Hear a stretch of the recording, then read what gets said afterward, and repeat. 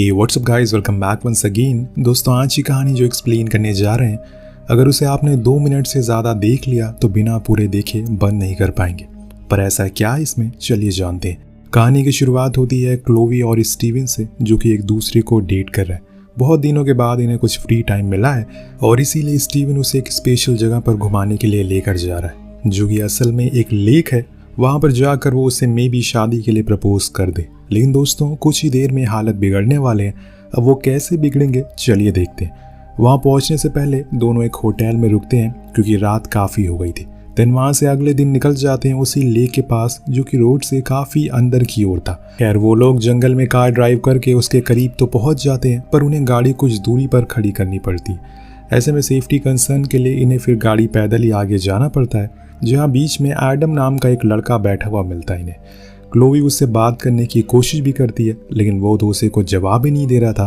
तो वो लोग आगे की ओर बढ़ जाते हैं और बड़ी ही शांति से उस लेक के किनारे लेट जाते हैं। कुछ ही देर में वो देखते हैं कि वहाँ पर कुछ और लड़के आ गए हैं, जिन्होंने एडम को डांट कर वहाँ से भगा दिया। जो चीज़ क्लोवी को बहुत बुरी लगती है, लेकिन वो उन्हें कुछ कहती नहीं है, क्योंकि उल्टा तीर लेना अच्छी बात नहीं है। ऐसे ही लेटे क्लोवी की आंख लग जाती है, लेकिन इतने में उसके पास डॉग आकर भौंकना शुरू कर देता है, जिससे अचानक से उसकी आंख खुल जाती है और वो उस डॉग को खुद के सामने खड़ा देखकर डर जाती है। अब ये डॉग उन्हीं लड़कों का था, इसीलिए वो उसे अपने पास बुला लेते हैं। अब कुछ देर बाद स्टीवन लेक में स्विम के लिए चला जाता है और क्लोवी फिर से सोने। लेकिन एक बार फिर से वही डॉग उसके पास आकर भौंकने लगता है, जिस चीज़ को देखकर स्टीवन को अच्छा नहीं लगता।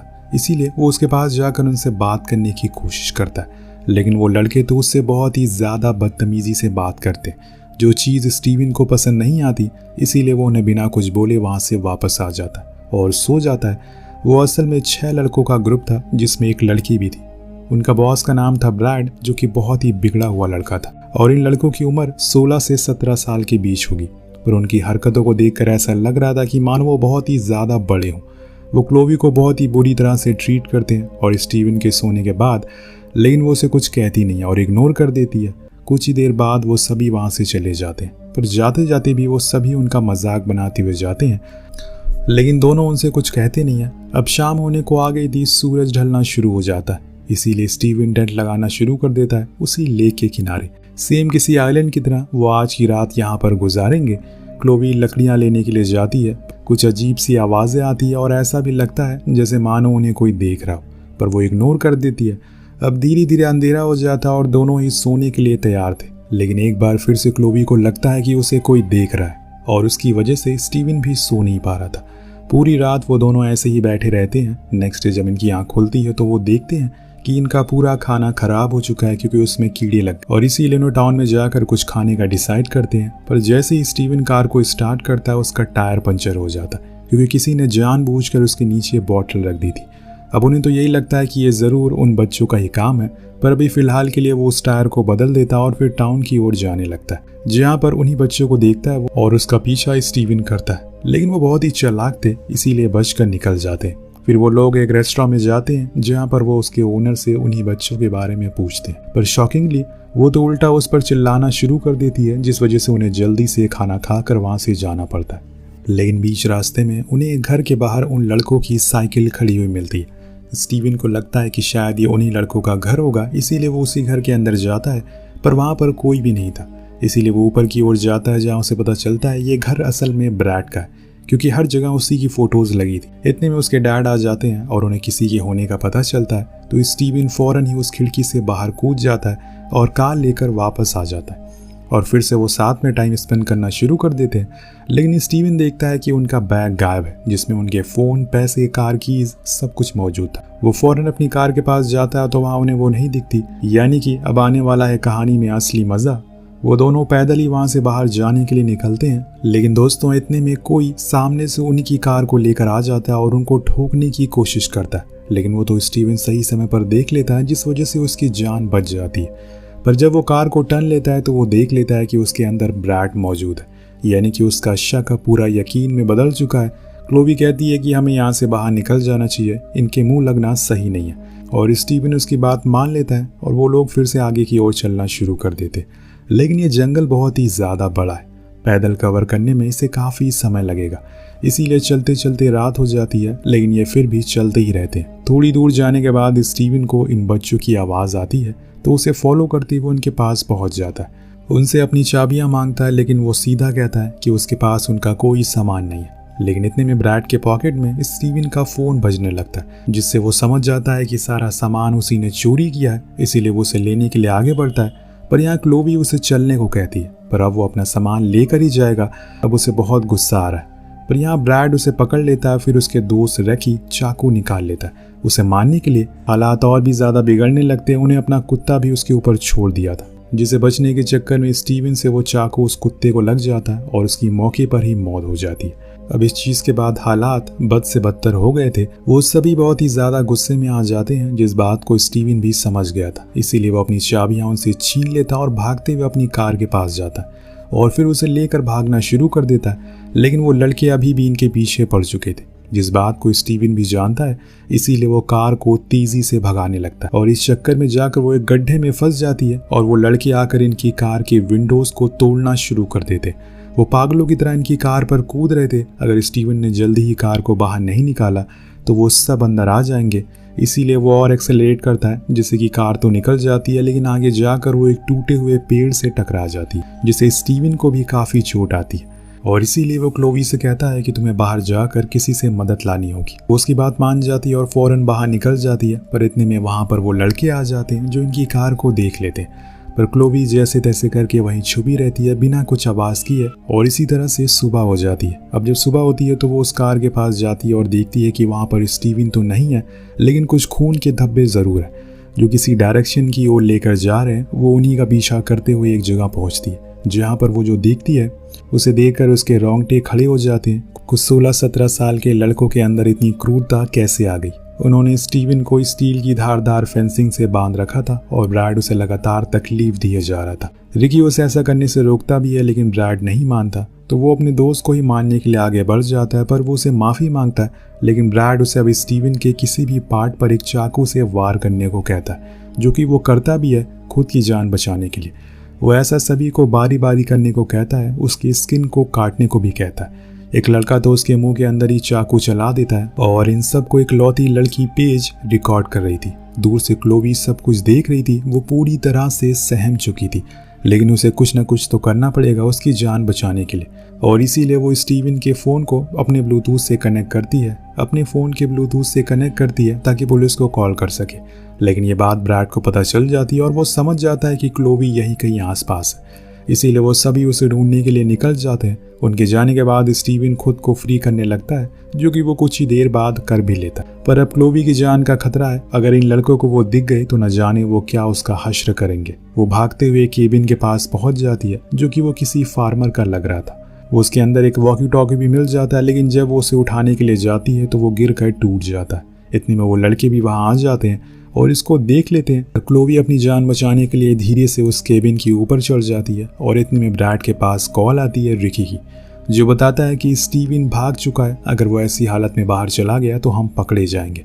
इसीलिए सभी फौरन उसे पकड़ने के लिए वहाँ से भागते हैं और क्लोवी की जान बच जाती है। लेकिन वहाँ स्टीवन से एक बहुत बड़ी गलती हो जाती है। उसे लगता है कि बाहर निकलने से पहले उसे अपने जख्मों पर फर्स्ट एड लगा लेना चाहिए। इसीलिए वो कार के पास पहुंचता है, लेकिन इतने में सिक्योरिटी अलार्म बजना शुरू हो जाता है, जो कि उसकी जान का खतरा बनने वाला था, क्योंकि उन सभी को पता चल चुका था कि स्टीवन कहाँ है। पर स्टीवन भी तब तक भाग चुका था। अब इसे इत्तेफाक कहें या फिर करिश्मा, उसे भागते हुए क्लोवी भी मिल जाती, जो कि उसकी ऐसी हालत देखकर बहुत ज्यादा डर जाती।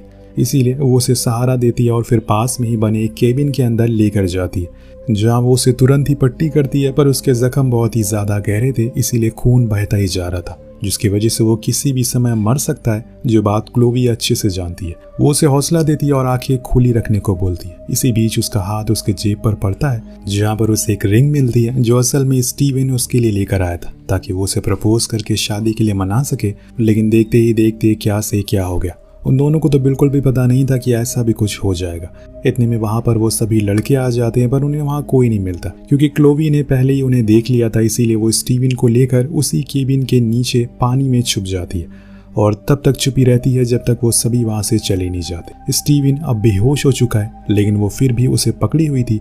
कुछ देर बाद जब वो सभी चले जाते हैं तो बाहर आती है वो, स्टीवन को एक जगह पर छुपा देती है और एक पेड़ के नीचे, ताकि वो खुद जल्दी से मदद लेकर आ जाए। अब वो वहाँ से थोड़ा ओपन एरिया में आ गई थी जहाँ उसे कुछ टावर्स भी दिखते हैं जिन्हें वो फॉलो करना शुरू करती है, क्योंकि वहीं आगे जाकर उसे रोड तक पहुँचाएंगे। और उसकी मुश्किलें कम थी कि इतने में उसके पैर में एक लोहे का टुकड़ा घुस जाता है, जिससे कि वो बहुत ज़ोर से चिल्लाती है, जो आवाज़ वो सभी लड़के सुन लेते हैं और उसकी ओर आने लगते हैं। क्लोवी भी वहाँ से लड़खड़ाते हुए आगे की ओर जाती है और जंगल में जाकर छुप जाती है। लेकिन अब उसे चला नहीं जा रहा है, इसीलिए उसे किसी भी तरह करके उस टुकड़े को बाहर निकालना होगा, वरना वो चल नहीं पाएगी।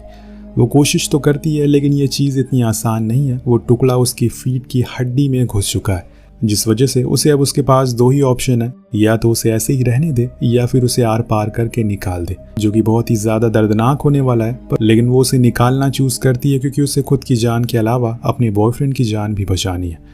वो उसे आर पार करके खींच लेती है, जिसमें उसे बहुत ज़्यादा दर्द होता है। उसने ये कर तो लिया है, पर अब जब वो चलेगी तो उसे और ज़्यादा दर्द होगा। ऊपर से उसकी हालत और भी बेकार हो चुकी है, पूरा शरीर कीचड़ में सुन चुका है। क्लोवी वो रेंगते हुए ऊपर की ओर पहुंच जाती है, लेकिन वहां से और आगे नहीं जा पाती। कहाँ जाए, अब तो उन टावर का रास्ता भी भूल गई है। लेकिन तभी उसे वहाँ एडम दिखता है। जी हाँ, वही लड़का जो उसे कहानी की शुरुआत में दिखा था। वो उसे मदद मांगती है और कहती है कि उसकी जान खतरे में है।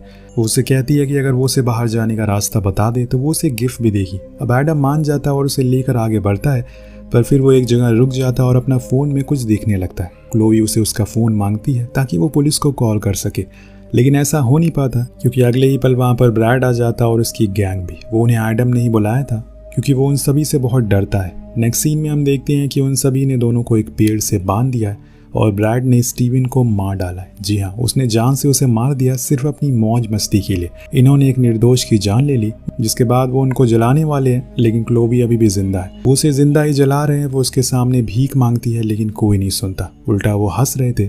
लेकिन जैसे ही आग लगती है, क्लोवी की रस्सी भी जल जाती है, इसीलिए वो मौका देखकर वहाँ से भाग जाती है। जिस चीज़ को देखकर ब्रैड उसे धमकी देता है कि अगर वो वापस नहीं आई तो वो एडम को भी जला देगा, पर उसे कुछ कहने से पहले ब्रैड उसे जिंदा ही जला देता है। जी हाँ, जिस चीज़ को देखकर आप अंदाज़ा लगा सकते हैं कि इन लड़कों के अंदर किस कदर नफरत भरी है, ये दिमागी तौर पर कितना गिर चुके हैं, और सबसे बड़ी बात, इनके अंदर किसी भी चीज़ का डर नहीं है।